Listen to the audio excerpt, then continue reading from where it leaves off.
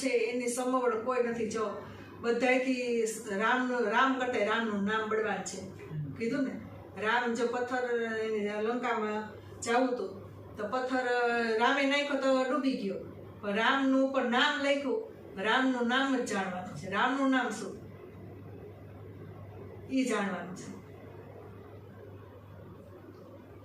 કરે જપ તપ કોટી આરાધના, કરે કરણીના કોટી ઉપાય. જપ ને તપ ને તીરથ ને એમાં જ હલવાઈ ગયા. પણ આ દેહ છે ત્યાં સુધી જપ તમ કરી શકશો, પણ આ દેહ તો મૂકીને જવાનું જ તમારે. તો અહીંયા તમે કેવી રીતે જાણો? આ દેહને તો બાદ જ કરવાનો છે. કરે કરણીના કેટલી કરણી કરે, કેટલી કરણી કરે. ઊંધે માથે લટકે અને તમે જપ કરે તપ કરે હોમ કરે હવન કરે, પણ એમાંથી આ માણસ કોઈ દી છૂટતો નથી. એટલે શાંતિ થતી નથી. તો બાંધેલું ઢોર હોય એને શાંતિ થાય? ન થાય કોઈ. તેમ જેમ જપ ને તપ ને તીરથ કરે એમ તન તારું થાકે, મન થાકે, અને એમાં તો તારું તને જાય અને મને જાય. આ બધું થાકે. અચ્છા, ગમે એ કાર્ય આપણે અહીંથી હળી હળીને કેટલું હાલશું, થાકી જાવ પગથી. તો મનથી તો મને એ થાકી જાય, દોડી. જાજી જુગતીના મળરે બંધાય. જાજી જુગતી એટલે જગત છે આખું જુગતી છે. એમાં એના જુગતીના મળ બંધાય છે. આપણે તારણા મારાના, આ કામના ક્રોધના અને બધા એના જ મળ બંધાય છે. આપણા મળ એટલે આત્મામાં મળ બંધાય છે. એટલે આપણે જન્મ મરણ થાય છે. મળ હોય ત્યાં સુધી આપણે જો પેટમાં વીંટું આવતી હોય તો શાંતિ થાય. હા, એટલે જાજી જુગતી એટલે તારણ મારણ અને આધિના વ્યાધિના ઉપાધિના એ બધા આપણે મળ બંધાય છે. એટલે એમાંથી આપણે બહાર નીકળવાનું છે.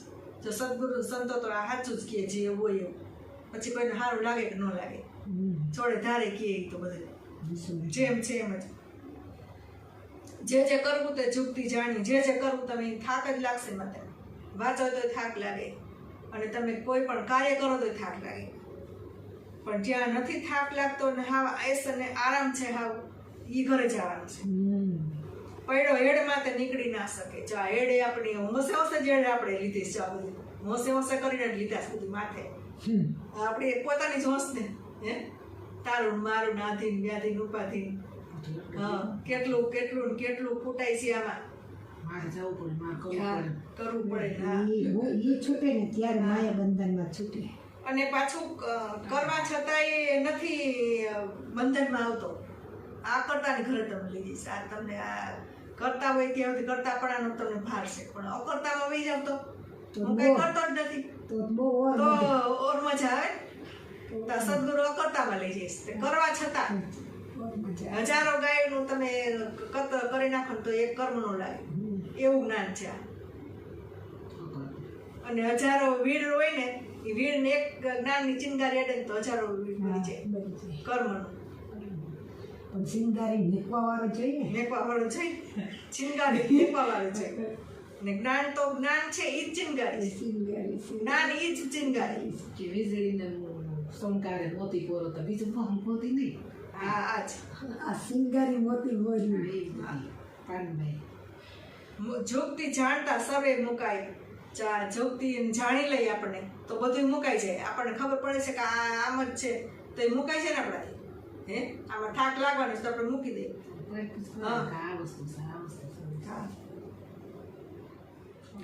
હોશ હેડની કોઈને ન કહેવાય. આપણે હોશ કેટલી છે એ કોઈને કહેવાતી નથી. આ તે કરીને હોશ બધી લીધી છે, અને આ સાચા રસ્તાની હોશ લીધી હોય તેમાં આનંદ હોય, ઓમાં તો દુઃખ છે. ઈ છે ઉપનીને ખીલું છે રૂપ. આ પોતાની ઈચ્છાથી જ આ શરીર બંધાણું છે, અને આ માયા છે મેદની છે એ પોતાની ઈચ્છાથી જ ઉત્પન્ન કરેલી છે બધી. પણ આપણે ભૂલી ગયા છે પોતાનું સ્વરૂપ ને પોતાથી જ. હું થકી જ બધું ઉત્પન્ન થયું છે. આખું બ્રહ્માંડ હું થકી ઉત્પન્ન થયું છે, પણ હું નથી જાતું. અને આ સદગુરુ હું જ મુકાવે છે. સંશય સાર્થ જાણવું. આ સંશય અને પડ્યા ભણ્યા અરે ગંડિતામાં ભણતર વાળા પંડિત ને એ બધા પાછા પડી જાય આ કર્મથી. એમાં ભણતો કાંઈ કામ ન હોય, સંશય થાય તો એ સંશય હોય એ આ કોઈ કાપી ન દે, પણ સંશય કોણ બારે? સદગુરુ. કે આ જેટલું છે એટલું ખોટું છે એ કોણ કહે? નકર બે તમને સાચું જ કહે, આમ કરો ને તેમ કરો ને જપ કરો ને તપ કરો ને આમાં કે દોયડા તાણો ઓહમના સોહમના દોયડા તાણો એ જ કહે. એમાં કર્તવ્ય અમે છોડાવે જ નહીં. અને શરીરની વાત દેખાડે ને ત્યાં સુધી શરીરથી બહાર નીકળે ને શરીર હલવાડે છે બધાય.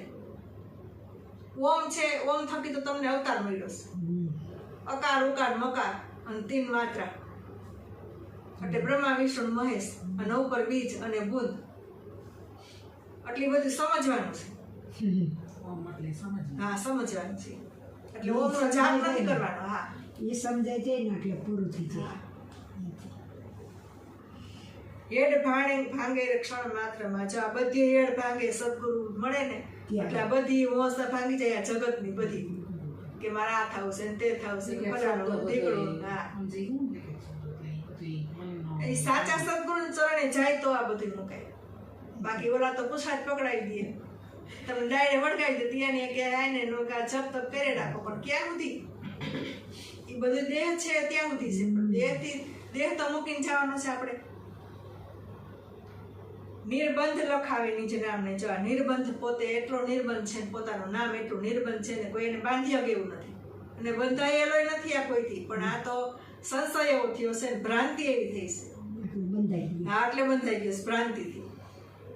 પણ ભ્રાંતિ છોડાવે કોણ? સદગુરુ. હા એ હુતાવે બધાય તો એમાં એક જાગતો હોય એ 10 જણાને ઉઠાડે અને હુતેલો હોય તો હુતો રહીએ, નાકો ઢળતો હોય, ગોદરા વળતો જાય, ગંધારા ગોદરા માથે વળી. ગુરુ બંધી છોડરે કહેવાય. જો ગુરુ બધાયથી છોડાવે ને કે તમને ક્યાંય વાડ વાકો ન થાય, તમે કાંઈ પણ કરો કે તમને કોઈ નડે, પિતૃ નડે કે તો તમારે લખી દો તમને કહે. એટલા તો ગુરુ એવું બંધાય છે કે આ કોઈ તાર વાડનો વાકો કરી શકે.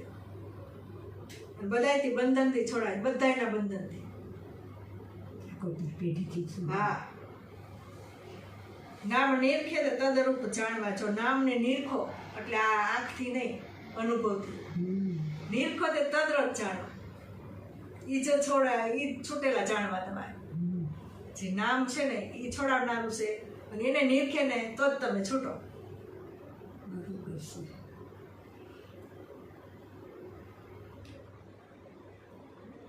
તેમાં ભિન્ન નહીં રે લગર. આમાં બીજો કોઈ છે જ નહીં, પરમાત્મા કોઈ બીજો છે જ નહીં તમારા સિવાય. તમે ખુદ છો, પણ એનું તમને અભિમાન ન આવવું જોઈએ ને, ન આવે ને એટલે સદગુરુને આડા રાખ્યા છે.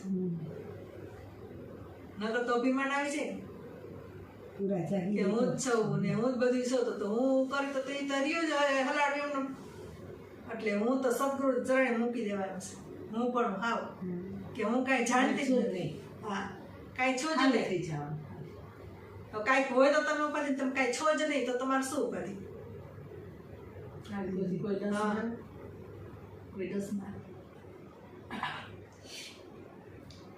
જન નિરાત એવું જાણીએ. જો નિરાત મહારાજ છે ને એ બધી નિરાત થઈ ગયા. એ નામ એનું નિરાત નામ થઈ ગયું અને બધા નિરાત કરતા ગયા. અને એને કેટલી 4 ઘરવાળી હતી અને 17 છોકરા. ઓહ એટલો વિસ્તાર. એક ગુજરી ગઈ એટલે બીજી કઈ ઘરવાળી એને. પણ રોટલા કરવા જ જોઈએ ને, નકરા બધા સંતો ભક્તો આવે બધા એને કોણ કરી દે? હા એટલે વધારે વિસ્તાર કર્યો એને. પણ તોય નિર્બંધ, તોય એને નિરાત.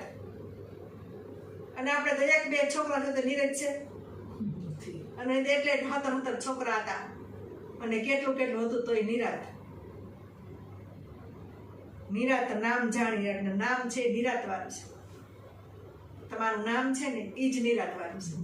એમાં નિરાત છે ને એવી ક્યાંય નિરાત નથી.